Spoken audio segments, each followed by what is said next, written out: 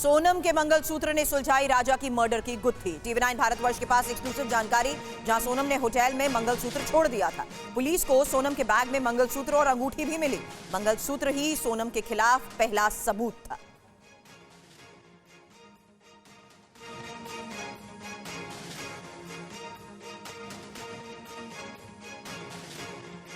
तो इस पूरे मामले की इन्वेस्टिगेशन के दौरान डिजिटल एविडेंस जिस तरीके से महत्वपूर्ण कड़ी साबित हुए, वहीं मटेरियल एविडेंस को लेकर भी अब बड़ी जानकारियां सामने आ रही हैं, जहां इस मंगलसूत्र ने कैसे मर्डर के राज खोले। डिटेल जानकारी आपके सामने। जांच के दौरान पुलिस शिप्रा स्टे होम पहुंची। पुलिस को होम स्टे में सोनम का बैग मिला। पुलिस को सोनम के बैग में दिखा मंगलसूत्र, और मंगलसूत्र मिलने के बाद पुलिस का सोनम पर शक और ज्यादा गहराता गया। हालांकि पुलिस को लगा सोनम ने मंगलसूत्र क्यों नहीं पहना, और पुलिस की थ्योरी सोनम मंगलसूत्र छोड़कर क्यों गई। शक हुआ राजा की हत्या कर सोनम फरार तो नहीं हो गई। ये वो सवाल थे जिसके आधार पर आगे की जांच पुलिस ने की, और पुलिस को मंगलसूत्र के अलावा कई ऐसे सुराग भी मिले जिससे मेघालय पुलिस का शक यकीन में बदल गया कि राजा के साथ हादसा नहीं हुआ बल्कि हत्या हुई है। सोनम ही राजा के कत्ल में कैसे शामिल है, वो तमाम सबूत जो सामने आए उसके जरिए कैसे हुआ पर्दाफाश, जानकारी आपके सामने। क्योंकि शक नंबर 1, जहां मौकाए वारदात से पुलिस ने हथियार भी बरामद किया। दूसरी बड़ी बात जो सामने आई कि हथियार से ही साबित हुआ कि मामला हादसा नहीं मर्डर का है। अब शक नंबर 2, जहां सोनम ने हनीमून ट्रिप की एक भी फोटो को अपलोड तक नहीं किया था, और हनीमून ट्रिप पर आए कपल अक्सर फोटोज शेयर करते रहते हैं। सोनम ने आने के 3 दिन बाद तक कोई भी फोटो अपलोड नहीं की थी। शक नंबर 3, जहां सोनम की कॉल डिटेल्स खंगालने पर राज का नंबर भी मिला, और सीसीटीवी की जांच में सोनम और किलर्स की लोकेशन भी मिली। अब मर्डर की जगह से 10 किलोमीटर की दूरी पर जो लोकेशन मिली थी, हत्या के बाद सोनम टैक्सी से आगे निकल गई थी। सुपारी किलर भी अलग अलग रास्ते से ही निकल गए थे। ये वो तमाम सबूत थे जिसके बिना पर मामले की जांच की गई, और शक और ज्यादा बढ़ता गया। और उसके बाद डिजिटल एविडेंस के साथ साथ मटेरियल एविडेंस यकीन इस बात का हो गया पुलिस को कि जिस बिना पर वो मामले की जांच कर रही है, उसमें सारे सवाल और शक सोनम की तरफ ही सवाल खड़े करते हैं। अब राजा हत्याकांड पर डीआईजी शिलोंग का बयान, जहां सोनम और राज ने अपना गुनाह कबूल कर लिया है। डीआईजी डेविस मारक का ये बयान, सोनम पुलिस को गुमराह कर रही थी, राज और सोनम एक दूसरे को मास्टरमाइंड बता रहे हैं। Shillong police crime scene recreate करेगी। डीआईजी मेघालय शिलोंग के डेविस मारक जी मौजूद हैं। सर, 5 आरोपी गिरफ्तार कर लिए हैं, मास्टरमाइंड इसमें लड़की है। इन्वेस्टिगेशन किस तरीके से आगे बढ़ रही है, अभी तक इन्वेस्टिगेशन में क्या सामने आया है?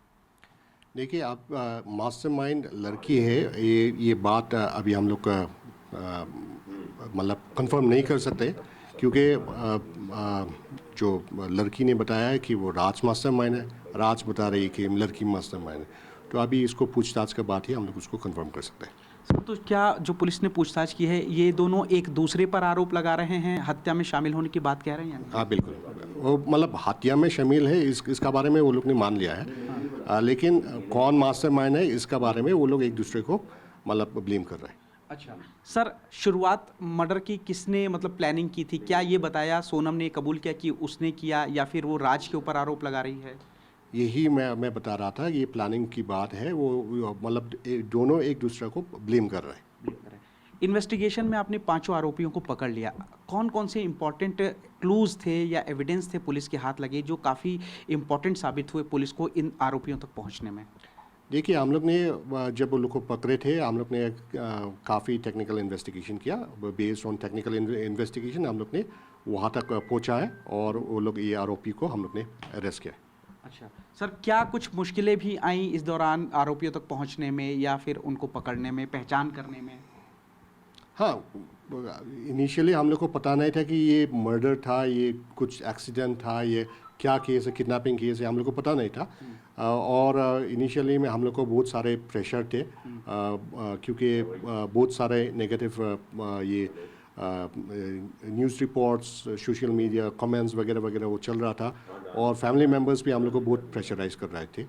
इसलिए जब हम लोग इसको आइडेंटिफाई करने में भी हम लोग को काफ़ी टाइम लगा, लेकिन जब हम लोग ने उसको आइडेंटिफाई किया बेस्ड ऑन एविडेंस, जब हम लोग ने आइडेंटिफाई किया, तो हम लोग जब श्योर थे कि ये सभी ये मतलब एक्यूज है, तभी हम लोग ने टीम्स भेजे हैं, और ये 5 को हम लोग ने अरेस्ट किया।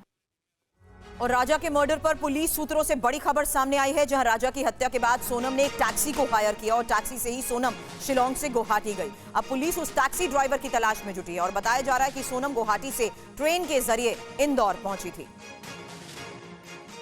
राजा रघुवंशी मर्डर केस में पुलिस के लिए एक टैक्सी ड्राइवर मिस्ट्री बन चुका है, जिसकी तलाश फिलहाल पुलिस कर रही है। ये वो टैक्सी ड्राइवर है जिसको हायर करके सोनम शिलोंग से गुवाहाटी रेलवे स्टेशन पहुंची थी। हत्या के बाद स्कूटी पर कातिलों के साथ, सुपारी किलर्स के साथ सोनम वाइजेडोंग से पहले सोहरा पहुंची और उसके बाद वो शिलोंग से टैक्सी हायर करने के बाद गुवाहाटी की तक गई थी रेलवे स्टेशन पर। करीब 2 से ढाई घंटे का ये रास्ता था और पुलिस अब उस टैक्सी ड्राइवर को तलाश कर रही है, क्योंकि उसके सामने ये सवाल है कि आखिर किस टैक्सी ड्राइवर ने सोनम को छोड़ा, सोनम ने क्या कपड़े पहन रखे थे और इस दौरान 2 से ढाई घंटे के रास्ते में सोनम किससे और किसके फोन से बात कर रही थी। इस वक्त हमारे साथ शिलोंग के टैक्सी एसोसिएशन के अध्यक्ष मौजूद हैं, एवी मारक जी। आपने भी सोनम की कहानी पूरी सुनी होगी, जो राजा रघुवंशी मर्डर केस हुआ है। एक टैक्सी ड्राइवर की तलाश है, आप लोग पुलिस की मदद कर रहे हैं, उस टैक्सी ड्राइवर को ढूंढ रहे हैं। क्या जानकारी लग रही है, सोनम किस तरीके से गुवाहाटी पहुंची, किसकी टैक्सी से? अभी तक तो जानकारी नहीं है, लेकिन हम लोग अगर खबर मिलेगा तो डेफिनेटली पुलिस को हम लोग मदद करेगा, हेल्प करेगा, कोई बात नहीं। लेकिन हम लोग पुलिस में भी विश्वास है, हम लोग का पुलिस प्रशासन में विश्वास है, वो लोग जल्दी ही वो टैक्सी निकाल लेगा और हम लोग भी कोशिश करेगा कि उसको किस तरह से हम लोग हेल्प करने सकता है, तो हम लोग हेल्प करेगा आप डेफिनेटली। किस तरीके से, क्या व्हाट्सएप ग्रुप बने हुए हैं? कितने टैक्सी आपकी शिलोंग में हैं? हम लोग का टैक्सी तो 9000 अराउंड है, तो हम लोग अपना ड्राइवर लोग से खबर ले रहे हैं। अगर हम लोग को ऐसा कुछ खबर मिलता है तो हम लोग तुरंत पुलिस को खबर किया जाएगा। पुनीत लगातार इस पूरे मामले पर हमें एक जानकारी दे रहे हैं कि कैसे मेघालय पुलिस सोनम के साथ अब सवालों का सामना कर रही है। सोनम, पुलिस के इन सवाल क्या हैं? राजा की हत्या के लिए हथियारों से किसने संपर्क किया, ये एक बड़ा सवाल है। हथियारों को कितने पैसे दिए गए, किसने दिए, ये एक और बड़ा सवाल है। और इस बीच तीसरा बड़ा सवाल, जहां राज ने हत्या के लिए मेघालय को ही क्यों चुना। इस बीच चौथा बड़ा सवाल, जहां मेघालय के अलावा क्या कहीं और भी जाने की कोई प्लानिंग थी और हत्या करने के लिए राज मेघालय क्यों नहीं आया, ये पांचवा बड़ा सवाल। हालांकि हत्या के बाद पुलिस से बचने के लिए क्या प्लान था और इस बीच हत्या के लिए हथियार कहां से और कितने में खरीदे गए, ये भी एक बड़ा सवाल है। और क्या राज के साथ मिलकर हत्या की योजना बनाई गई और पति की लाश को धक्का दिया, आखिर इतनी नफरत उसे क्यों थी? और जहां राजा की हत्या हुई उस जगह के बारे में कैसे पता चला और 3 फोन कहां हैं, ठिकाने लगाए गए और फोन गायब क्यों किए गए, ये वो बड़े सवाल हैं जिस आधार पर अब पूरे मामले की इन्वेस्टिगेशन की जा रही है। और शिलोंग से, जैसा कि मैंने बताया, पुनीत हमारे संवाददाता, मामले की इस जांच का दायरा किस तरीके से बढ़ रहा है, पुलिस की क्या सवालों की फहरिस्त है और अभी तक पुलिस के सामने उसने क्या बताया है, क्या क्या जानकारियां अभी तक पुनीत इस बारे में मिल पाई हैं, बताएं। देखिए, सबसे बड़ी बात यह है कि 8 दिन की पुलिस रिमांड मिली और इस 8 दिन के अंदर पुलिस को सारे सबूत, सारे सुराग जुटाने होंगे जो इस बात की तस्दीक कर सकें कि सोनम ही इस पूरे कत्ल की मास्टरमाइंड है और उसका साथ इन 4 लोगों ने दिया है। पुलिस को पूछताछ में सोनम और बाकी के 4 लोगों ने यह कबूल कर लिया है कि इस कत्ल में उन लोगों का हाथ है, उन्हीं लोगों ने साजिश रची है। लेकिन सोनम और राज एक दूसरे के ऊपर ब्लेम गेम कर रहे हैं, वो एक दूसरे का आरोप लगा रहे हैं और इसीलिए पुलिस अभी तक ये क्लियर नहीं कर पाई है कि आखिर मास्टरमाइंड कौन है। लेकिन ज्यादातर शक पुलिस को सोनम के ऊपर ही है। चारों आरोपी सोनम के साथ अभी सदर पुलिस स्टेशन में मौजूद है। पुलिस लगातार उनसे पूछताछ कर रही है, एसआईटी की टीम, और उनको सीन को रिक्रिएट करने भी ले जाना है। अभी जो 25 सवाल अहम है, जो एक लंबी फहरिस्त है सवालों की, पुलिस उनसे लगातार पूछताछ कर रही है। पहले अलग अलग लोगों से पूछताछ कर रही है और फिर उन लोगों को आमने सामने बैठाकर उनको काउंटर करा रही है ताकि एक दूसरे के जवाब से सही चीजें निकल के आए। पुलिस ये भी देख रही है कि जो ये लोग बयान दे रहे हैं वो वाकई में सही है या फिर पुलिस को गुमराह करने की कोशिश की जाए। ये तमाम अहम चीजें हैं, क्योंकि पुलिस को जब राजा की लाश मिली थी तब ये साफ नहीं था कि ये हत्या है, एक्सीडेंट है या फिर मिसिंग का केस है। लेकिन जब पुलिस को सोनम का मंगलसूत्र मिला तो सबसे पहले पुलिस को शक सोनम पर गया था और उसके बाद सीसीटीवी फुटेज से क्लियर हो गया कि सोनम ही इस कत्ल के पीछे है। हथियार का मिलना तस्दीक करता था कि यह मर्डर है, एक्सीडेंट नहीं है। और राज के साथ उसके बातचीत की जो कॉल डिटेल थी, यह साबित कर दिया कि राज उसके साथ इस पूरे मामले में मिला हुआ। तो इस तरीके से तमाम कड़ियों को जोड़ा गया है। लेकिन सबसे बड़ी बात यह है कि मेघालय को क्यों चुना गया, आखिर सोनम को कैसे पता चला कि वाइजरडोंग का सुनसान इलाका ही वो सटीक जगह होगी जहां पर आसानी से जो राजा थी उसके कत्ल किया जा सकता है, जबकि वाइजरडोंग का इलाका टूरिस्ट प्रोहिबिटेड इलाका है, वहां पे टूरिस्ट नहीं जाते। क्योंकि राजा रघुवंशी मर्डर केस में जिस तरीके से नई जानकारियां सामने आ रही हैं, चाहे वो मर्डर स्पॉट को लेकर की गई रिसर्च हो या सोनम का मंगलसूत्र हो। इस बीच बता दूं, सोनम के भाई गोविंद इस वक्त हमें ज्वाइन कर चुके हैं। गोविंद, मैं जानती हूँ परिवार के लिए वाकई बहुत बड़ा संकट भी है, दुख की घड़ी है। ऐसे में मेरा एक सबसे पहला सवाल, क्योंकि कल आपकी वो तस्वीर सबने देखी कि कैसे वापस आते ही आप सबसे पहले राजा की मां से मिलने गए। जब आप गए तो क्या बात हुई? वहाँ पे तो माहौल बहुत ज्यादा खराब था। बातचीत ऐसी कुछ हो नहीं पाई। सभी लोग भावुक थे, सभी लोग रो रहे थे और मतलब काफी काफी सभी लोग मुझसे नाराज भी थे, मगर मैं फिर भी गया और मुझे ऐसा लगा कि मुझे मिलना चाहिए, तो मैं उनसे मिलने गया था। जी, क्योंकि आपका ऐसे वक्त में उनके साथ खड़ा होना, उनके पास जाना बहुत बड़ी बात है। ऐसे में क्या उनकी मां ने आपसे ये सवाल नहीं किया, क्योंकि उन्होंने तो अपना बेटा खोया है? जी, मम्मी जी ने भी मुझसे सवाल किया था, मगर मैंने जो सत्य था वही बताया कि मुझे भी इस चीज में आइडिया नहीं था, नहीं तो यहाँ तक मैं चीजें पहुंचने ही नहीं देता। बस यही मैंने बयां करा।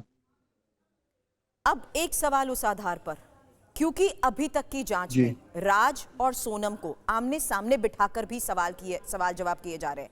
ऐसे में इनका अपना जुर्म कबूल कर लेना कि हाँ वो हत्या में शामिल हैं, यानी आपकी बहन ने जुर्म कबूल कर लिया है।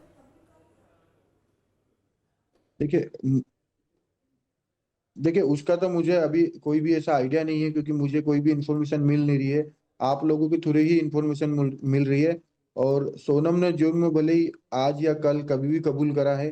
मैंने तो मीडिया में उसके पहले ही बयां कर दिया था कि अगर लिंक सोनम की लिंक से राज कुशवाहा और इनकी लिंक मिल रही है तो इनने जुर्म करा होगा। आप किसी तरीके से वाकिफ थे सोनम और राज के कांटेक्ट के बारे में?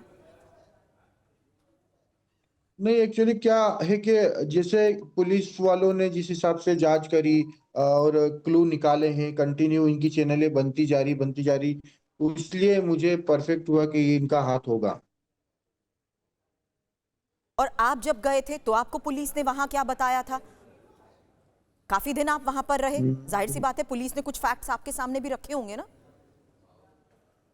नहीं, पुलिस ने तो हमारे सामने जो बातें रखी थी वो बातों पे ही हम चल रहे थे, उसी हिसाब से हम पूरा काम भी कर रहे थे। पुलिस के साथ में पुलिस प्रशासन को हम कुछ बता भी रहे थे कि सर हो सकता है कि ये किडनैपिंग हो, मर्डर नहीं हो, क्योंकि राजा जी का शव भी हमें जब तक मिला नहीं था, मिलने के बाद में हमें ऐसा लगा कि ये अपहरण केस है। तो हमने काफी चीजें बताया जो हमें वहां पे महसूस होते गया, हमें जो रिव्यू आते गए आगे से कि ऐसा भी हो सकता है वैसा भी हो सकता है, तो उस हिसाब से हमने यहाँ पर।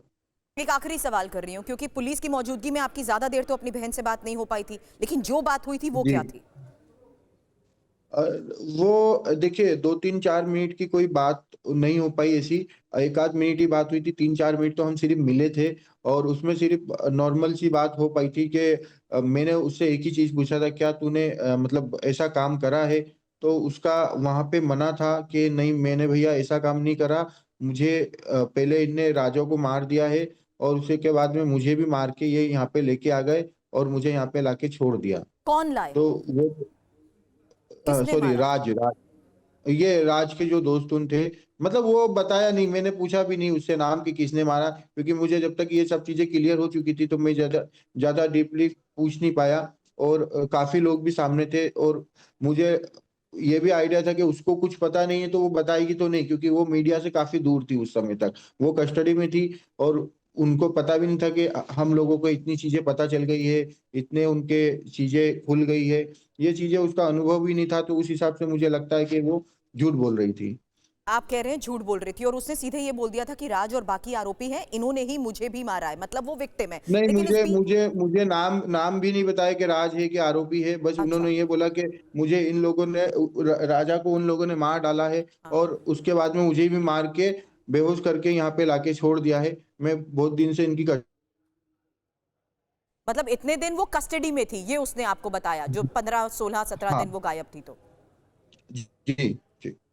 शुक्रिया टीवी9 को वक्त देने के लिए गोविंद आपका। सोनम के भाई गोविंद जो टीवी9 से बात कर रहे थे, जिनसे हमने ये जानने की कोशिश की, क्योंकि अब जिस तरीके से मामले में परतें खुल रही हैं, बड़ा बयान पुलिस की तरफ से भी ये सामने आया है कि कैसे अपना जुर्म कबूल कर चुके हैं, हत्या में वो शामिल हैं, ये वो कबूल कर चुके हैं। और इस बीच हम सोनम के भाई से यही सवाल कर रहे थे, जहां सोनम के भाई पहले ही कह चुके हैं कि अगर उनकी बहन गुनहगार है तो उसे सजा जरूर मिले।